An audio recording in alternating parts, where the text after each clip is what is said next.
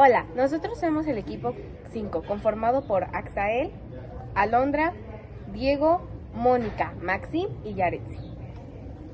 El día de hoy vinimos al DIF para entrevistar a un psicólogo que está especializado en diferentes áreas y a continuación verán la entrevista.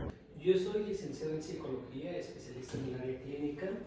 Hice la maestría en psicoterapia transpersonal, integrativa emotiva de la ingeniería. Hice una especialidad en narrativa dramática y hice otra especialidad en acompañamiento terapéutico desde la parte holística. Nosotros venimos para entrevistarlo y preguntarle algunos temas sobre la prevención de la violencia. La primera pregunta sería, ¿cuáles son las causas principales de la violencia en la sociedad? La comunicación. ¿Por qué? Porque dentro del mundo donde nos desenvolvemos, ciertamente las cosas las vemos muy diferentes desde la perspectiva. Lo que a mí no me parece lo voy a hacer conflicto. Si yo tengo afines a algo contigo, pues lo voy a tener como agradable.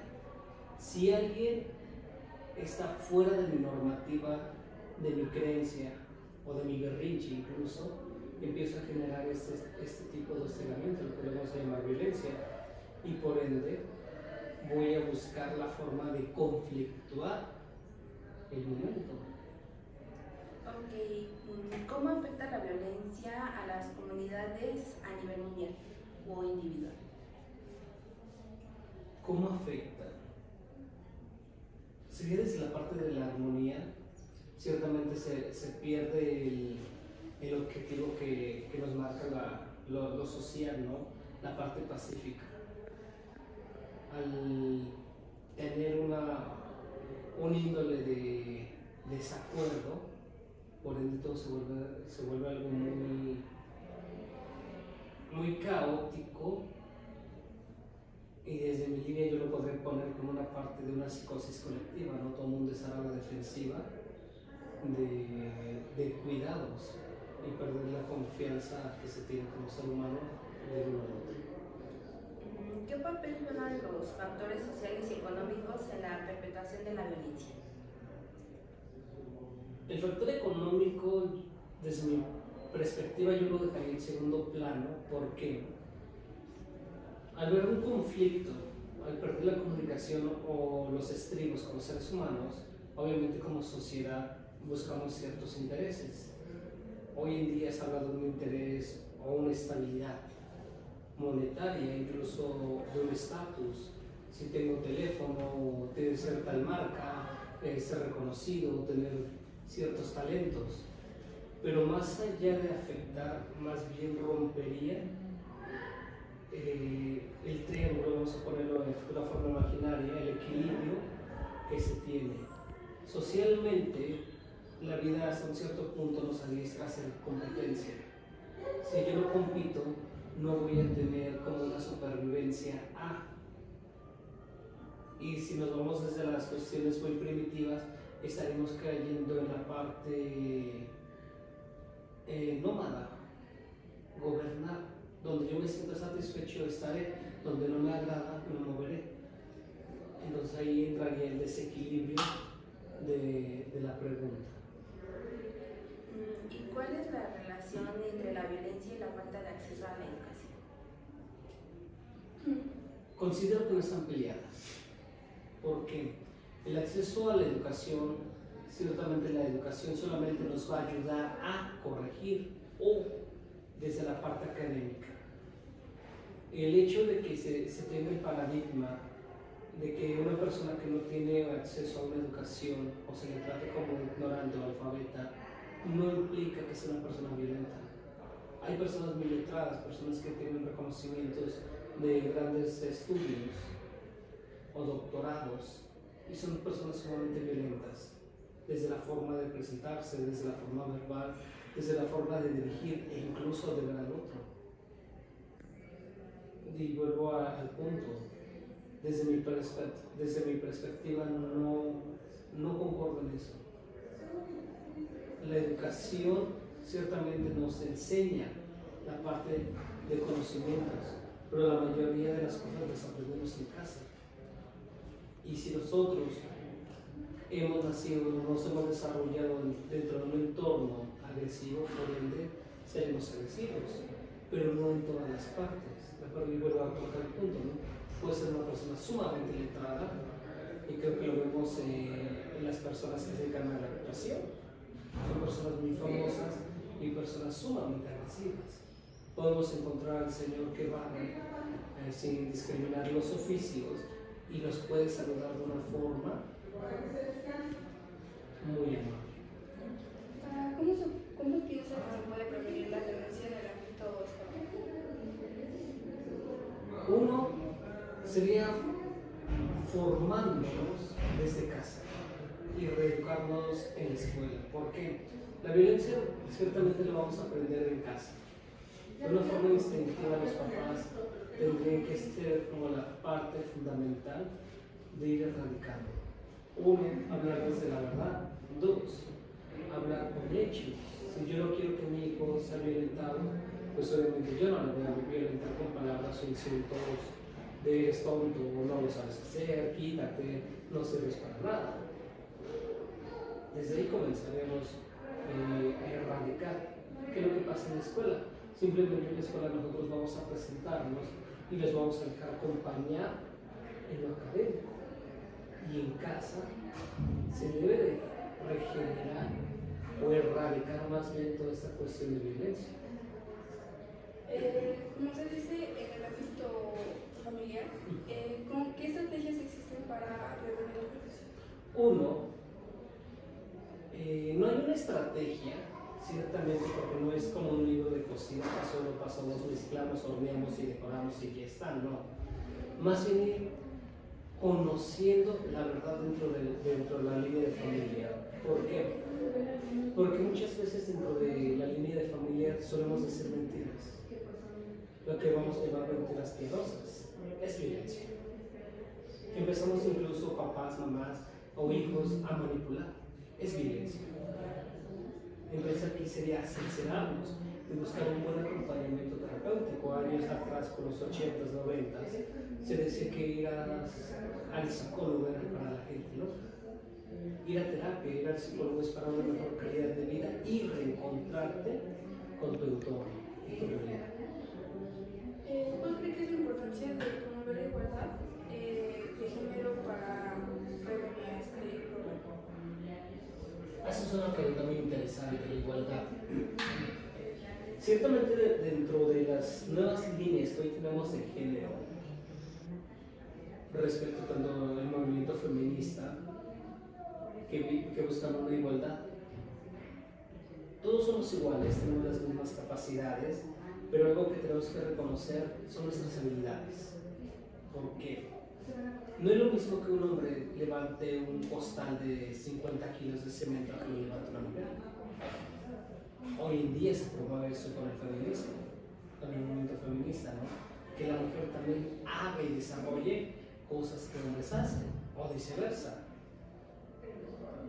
El equilibrio va a comenzar, o la equidad va a comenzar cuando nosotros aprendamos a respetar al otro, su espacio del otro. ¿Y a eso a qué me refiero? Hoy, hace unos días vimos lo de la marcha, ¿cierto? El movimiento feminista, si nosotros lo vemos desde el inicio, nos pide una igualdad, un equilibrio, una honestidad, ¿cierto? Falso, una paz. Pero en el movimiento, en la marcha, de lo menos en la Ciudad de México, ¿qué encontramos? Violencia. Entonces ya no va, más bien deja de ser objetivo a lo que se pide.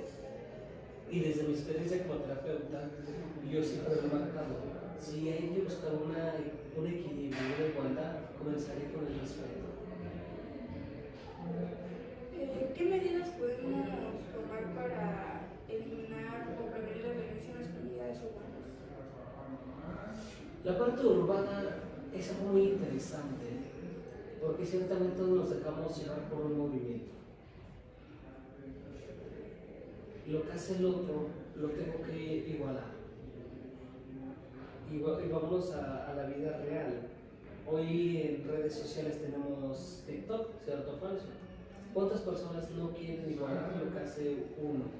O una influencer, más bien sería una persona que llama la atención desde mi perspectiva.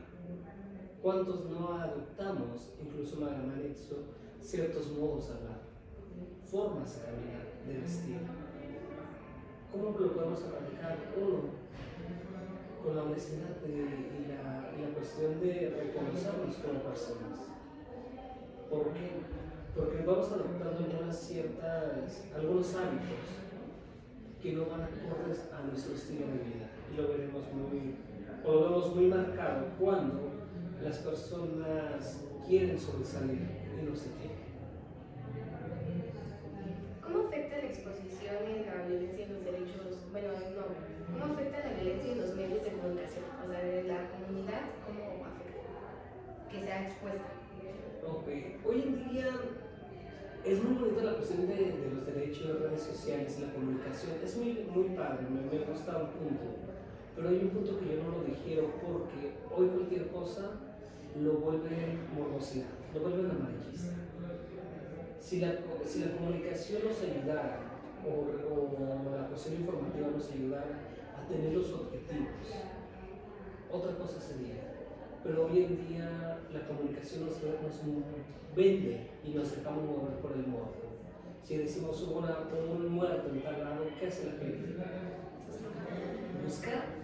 Vamos a un ejemplo, si pasamos por una calle y vemos un cuerpo tirado, antiguamente, ¿qué hacían las señoras o la gente? ¿No? Pasaba y de acuerdo a la creencia religiosa, te dejaba una vela.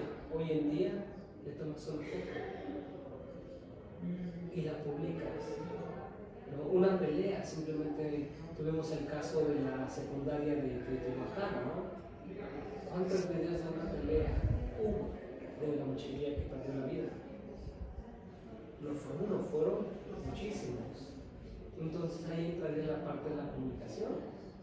Más bien aquí sería yo que comunico a los demás o que quiero comunicar. Para usted, ¿cuál es el papel de la prevención en la reducción de la violencia armada y el crimen organizado?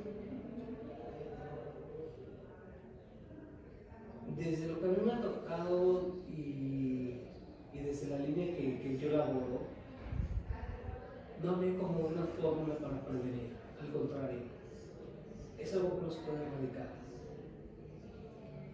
Desafortunadamente hoy este estilo de vida se ha visto como la primera opción en los adolescentes, en la gente joven, adulta joven.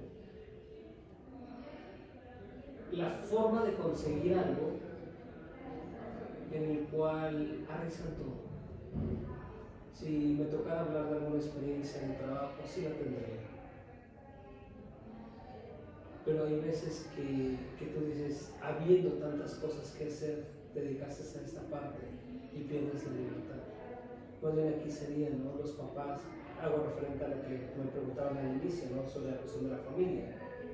¿Cómo erradicar más bien la violencia y qué les enseño a mis hijos para conocer realmente lo que espera afuera?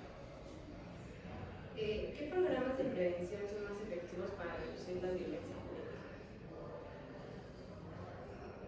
En mis años, había ciertos programas, incluso televisivos, ¿no?, donde nos decían sobre la violencia, ¿no? Cuéntaselo al que más confianza le tenga, ¿no? O sea, ya no les toca esas líneas. Pero hoy en día no hay un programa que nos reeduque o que nos oriente, al contrario, ¿no? Creo que muchas veces hoy en día se tiene, si te mentó la madre, ¿qué hacemos? Tú también. Si te pega, pégale, ¿no? Como hombre, si te pega, pegas. Como mujer, si te dice algo aquella muchacha, aquella tipa fulana, regrésate y mírala. O sea, no podemos decir que exista un programa porque nosotros también somos portadores de violencia de una manera indirecta, o incluso cuando nos secreteamos. Ya viste cómo viene la vestida, aunque se va ridículo. No es delante. ¿No? Y la risa de cierta manera, o sea, sigue siendo violencia. Sí. ¿Cómo pueden las políticas públicas contribuir a la prevención de la violencia? No. ¿Cómo pueden las políticas públicas contribuir a la prevención de la violencia? ¿Cómo pueden las políticas? Una pregunta. Si lo vemos desde el aspecto político como grupo, hasta un cierto punto generan una rivalidad y una violencia. Si lo vemos desde una perspectiva de escuela, y vuelvo a tomar el punto, ¿no? En la escuela solamente nos preparan académicamente, cognitivamente. Todo eso tiene que ver desde casa. ¿Cómo es mi ambiente? ¿Cómo me desenvuelvo? No voy a llegar a exigir algo que en casa nunca he tenido. Y yo siempre lo he marcado, ¿no? Y a mis pacientes, cuando me toca la cuestión de audiencia, lo digo. ¿Cómo pido respeto si en casa nunca me han respetado? ¿Cómo pido que no me faltes al respeto si yo misma no lo he ganado? O más bien, no es que no lo haya ganado, simplemente yo mismo no lo he ganado. Ahora, desde la cuestión pública, desde la cuestión política, vuelvo a hacer hincapié, ¿no? Tendría que tenemos un amarillismo, una morbosidad. El que no violenta no es famoso. El que no se dirige de una forma agresiva no es popular. Y para poder erradicar esas cuestiones nos faltaría mucho. Y eso sería empezar con nosotros mismos. ¿Qué papel juegan las organizaciones o asociaciones no gubernamentales en la prevención de la violencia? Fíjate que esa pregunta es muy interesante. Yo en lo personal tengo una asociación civil. Dentro de mi asociación civil, nosotros brindamos procesos terapéuticos, formas, ¿no? E incluso hacemos algunos lineamientos ofreciendo talleres gratuitos donde tú te puedas expresar. ¿Cómo se puede abordar la violencia basada en la discriminación racial o étnica? Buena pregunta. La discriminación siempre va a existir. E incluso nosotros nos hemos discriminado a nosotros mismos. Si nosotros no discriminamos, dejaríamos de ser seres humanos. Cuando nosotros vemos a alguien que no cumple las expectativas que yo quiero, es discriminar. En casa, ¿cuántas veces no hemos discriminado a nuestros padres? ¿Por qué? Por la forma, por el estilo de vida, porque incluso no tienen mis ideas. Si eso lo aterrizamos a una vida social, hace unos días yo leí algo y me gustó mucho, de Carlos Cabarrús, que habla precisamente de la discriminación. Uno discrimina no porque nazca del corazón, sino porque no nos han enseñado. Si nosotros vamos a un lugar de la sierra, donde las mujeres viven o visten más bien sus vestimentas tradicionales, sus burbiles, sus trenzas, sus colores muy floridos, ¿qué hacemos nosotros? Lo vemos diferente, incluso nos reímos, ¿sí o no? ¿Por qué? Porque no está dentro de mis estándares que a mí, entre comillas, me ha enseñado. Cuando vemos una persona de color oscuro, una persona negra, una persona afroamericana o africana, ¿qué hacemos? Discriminamos. ¿En dónde no? O más bien, ¿quién nos los enseñó?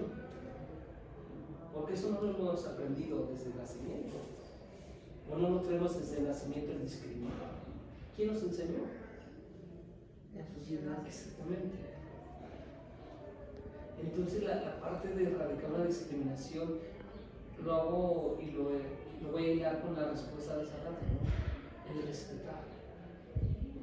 Vamos a un ejemplo. Si encontramos a una chica con vestido rojo, bolsa plateada y tacones altos y fumando en la esquina, ¿qué decimos que es?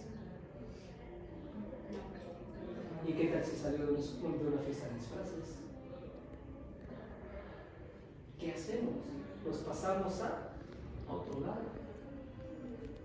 Incluso como estudiantes, cuando alguien no me cae dentro del salón o no cumple dentro de mi equipo las expectativas, ¿qué hacemos? No lo das. Ah, con ella sí, pero ella, ay, que no está en mi equipo. No, esto me gusta trabajar. ¿Cierto o falso? Empezamos a discriminar. ¿Quién nos los enseñó? La sociedad. ¿Cómo lo podemos aplicar?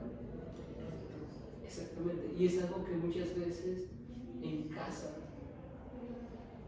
nos falta mucho fortalecer. Y en la escuela solamente la parte académica y cognitiva es lo que nos enseña. Diría por ahí una expresión muy burda. Los valores se traen de casa. Pero yo siempre le he analizado. Y el ejemplo es el mejor que se tiene en casa. Si mi padre y mi madre no me enseñaron ejemplos, cuando ellos lleguen a una vejez, lo mismo que hicieron en su vida adulta, lo mismo que tendrán en una vejez. Discriminación.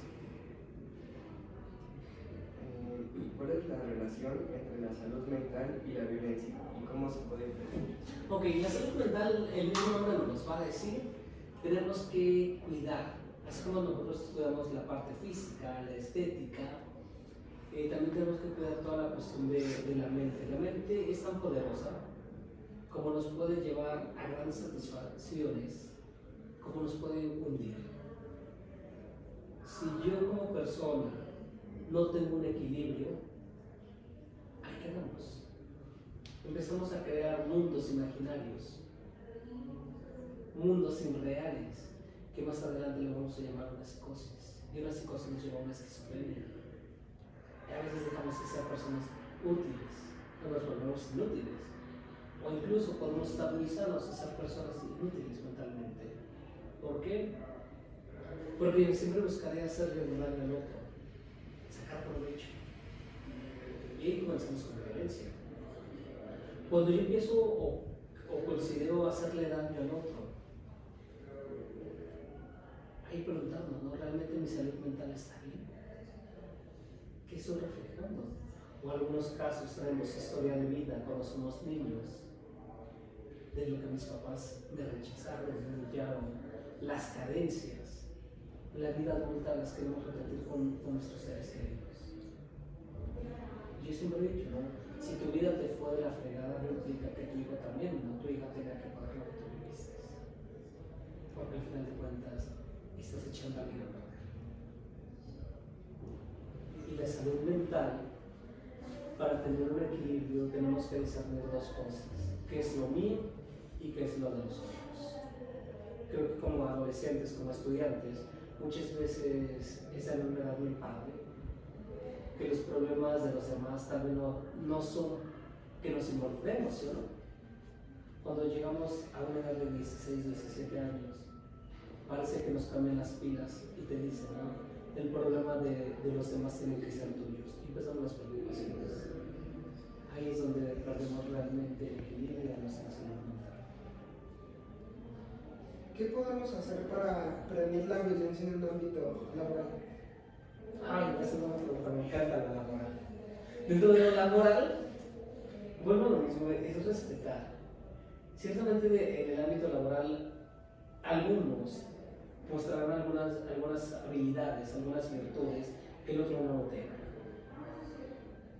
Y siempre dentro del ámbito laboral se tiene esta palabra de mentiras que después se devuelven ¿en qué? ¿En qué? En un chisme. Cuando una persona se involucra o empieza a hablar de su compañero, se vuelve chisme. Y desde ahí empiezas a violentar. Más bien yo que la pregunta sería, ¿no? ¿Qué tiene esa persona que no tenga yo? ¿Qué habilidades tiene la otra persona que yo no he podido desarrollar? Y eso lo vamos a ver desde el acoso. Yo una persona soy un amigo del acosamiento. Si una persona o una mujer, un hombre, tiene un buen gusto por vestir, respétale. Y si no, también hay que respetar. Al final de cuentas, en el trabajo vas a mostrar tus habilidades, más no una belleza. ¿Cuáles son los desafíos de la prevención de la violencia en un entorno de conflictos armados? ¿Tú me repites tu pregunta? ¿Cuáles son los desafíos de la prevención de la violencia en un entorno de conflicto armado? ¿Cuál es el desafío? Más bien como desafío no hay, más bien sería ¿Cuál sería la destreza que utilizaría? ¿Por qué? Porque en el desafío podemos decir, yo desafío a que mejoremos. Cuando ya hay una violencia armada. Pero cuando no hemos empezado a reeducar, o más bien no hemos llegado a un diálogo, no podemos hablar de un desafío, más bien sería una estrategia. ¿Qué estrategia haría yo o generaría yo para erradicar la violencia? Y una de esas sería la equidad y la igualdad. Nadie es más, nadie es menos. ¿Qué estrategias son efectivas para prevenir la violencia en el deporte y en el entretenimiento? El contenido. ¿Por qué? Hoy en el entretenimiento tenemos una violencia vicaria, más bien un aprendizaje vicario. Lo que hace el otro, lo hago yo. Y vemos simplemente los influencers, ¿no? Este personaje que dice que se cree celebridad y demás, no aporta nada a la sociedad. ¿Cuántas personas no han querido igualarlo? Que sin una base académica o intelectual se sienten más que los demás. En el deporte, ciertamente los deportes son muy sanos y buenos, son muy generosos, algunos somos alérgicos al deporte. Pero vuelvo a este punto, ¿no? Si el deporte te orilla a hacer cosas sanas, hazlo. Si te llevan a una rivalidad, es en la competencia. Fuera de la competencia sigue siendo igual. Y en el entretenimiento, el aprendizaje vicario. Y lo que les decía hace un momento, ¿no? Si yo no genero violencia, no comentaré con violencia, entonces no tengo fama. ¿Cómo pueden contribuir los programas de rehabilitación a la violencia y la violencia? ¿Cómo pueden contribuir? ¿Cómo pueden para contrarrestar? Hoy en día los programas que tenemos no nos hablan de algo fructífero. Hoy abrimos noticias y lo único que encontramos que son exactamente muertes. Si tú te vas a las noticias francesas, lo único que te van a hablar van a ser de la cuestión de la música y la ópera y sus culturas, y va a ocurrir. Si nos vamos a las noticias colombianas, vamos a encontrar formas de narcotráfico. Aquí sería, ¿no? Más bien, ¿qué tipo de programa quisiera yo escuchar o ver dentro de las cuestiones de radiodifusoras, televisoras? Si nosotros prendemos Facebook, ¿qué encontramos primero?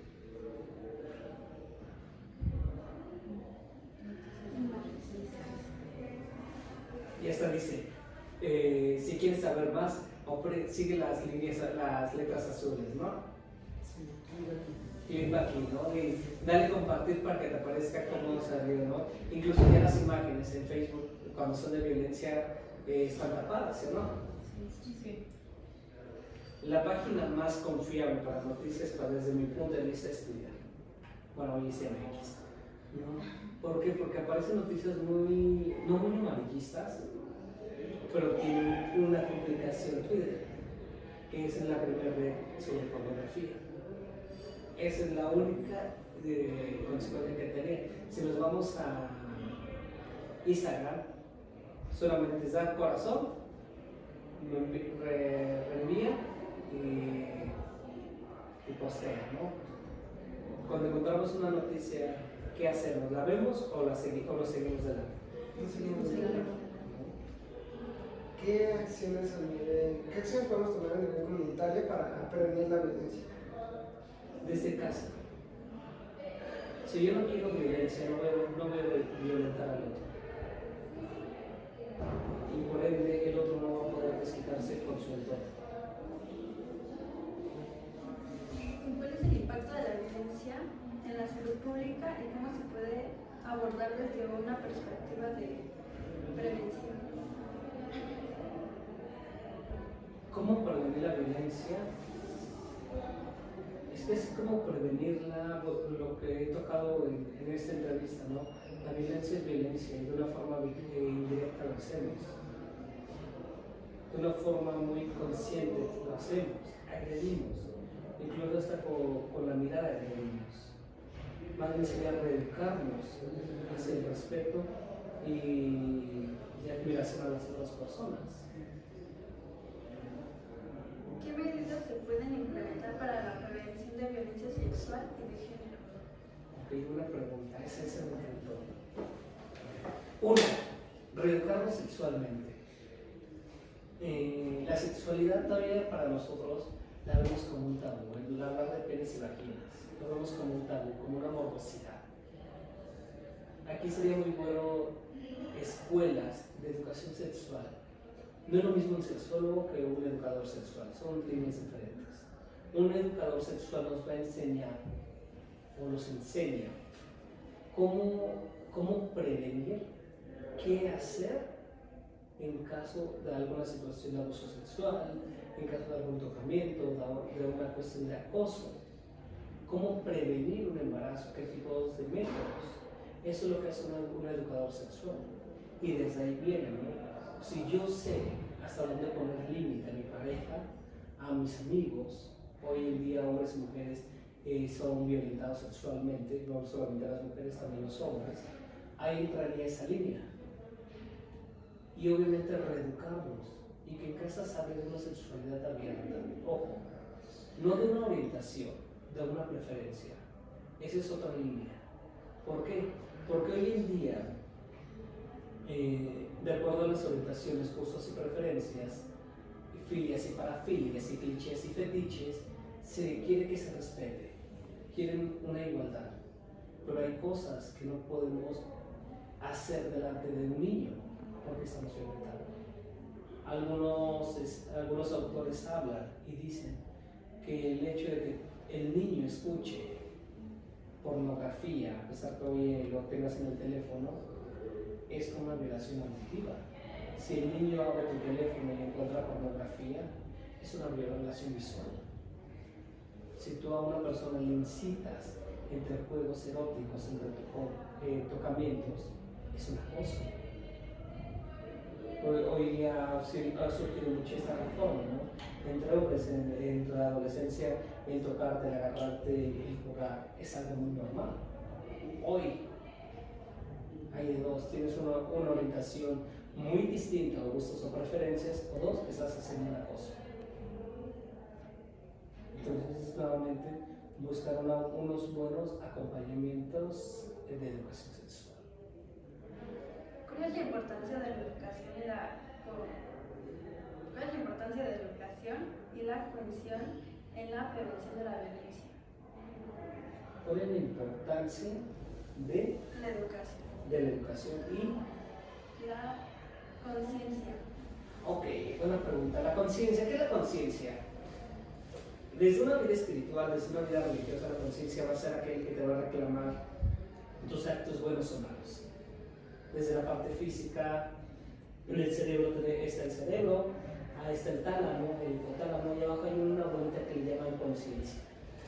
Sí, existe físicamente. Y aquí sería como hablar de una moral. Lo que para mí está bien, para el otro no lo está. Algunas veces la gente es violentada físicamente, verbalmente, sexualmente. Cuando se defiende, ¿qué pasa? Es mal vista, ¿sí o no? Ya se defendió, mira, ya sacó las uñas y usamos muchos comentarios burdos. Pero más bien aquí sería, ¿yo qué quiero enseñar? ¿Qué me enseñaron en casa a cuestionar y defenderme de la violencia? Si yo veo que me violenta, ¿qué hago? ¿Moverme o quedarme? ¿Y qué hacemos? Nos quedamos. Y simplemente el ejemplo más claro dentro de las mujeres violentadas, ¿no? Es que me golpeaba, me acosaba, me decía, me insultaba. ¿Y qué hacías? ¿Por qué? Es que me prometió que iba a cambiar. Es que me dijo que cuando nacieran los niños iba a cambiar. Cuando llegara el niño número 12 ya iba a cambiar. Claro. Muchas veces nos estancamos, nos quedamos. Somos conscientes, pero no nos movemos. pido ayuda. Y cuando la ayuda llega, no porque va a cambiar. Entonces es ahí ese punto donde si nosotros fuéramos conscientes, no fluyéramos, solo caeríamos en una violencia. Si tú me gritas, ¿qué voy a hacer? Y si me gritas la mano, ¿qué voy a hacer? Volvemos a esta parte, ¿no? Si fuéramos conscientes, ay, me gritas, sí, déjalo. Algunas veces hay que aplicar esas. ¿Cómo se puede involucrar a la sociedad civil en la prevención de la violencia? Más bien sería aquí fomentar una equidad y una igualdad. A través incluso de algunos talleres, pláticas. Y ahí se aplicaría hacer conciencia del daño que hay. ¿Y cuál es el papel de la prevención en la constitución de la sociedad más pacífica y justa? ¿Qué dice el término de justicia? Darle a cada quien lo que corresponde. Sería buscar un equilibrio. Pero como sociedad no lo tenemos. Nos falta mucho. Y creo que en esa parte donde empieza mi decisión, acaba la opinión del otro. Pero muchas veces al revés. Donde yo quiero fomentar la paz, o donde yo quiero estar en una paz, pido la opinión de los demás. Y lo que no nos ayuda. Si se habla de religión, deporte, política, estilos de vida, ¿cuántas veces no seguir las mismas normativas de los demás nos traen conflictos?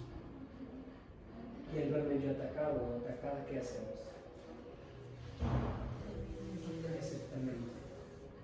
Y no que eres una persona muy tranquila, no que eres una persona así, que no le gustan los problemas.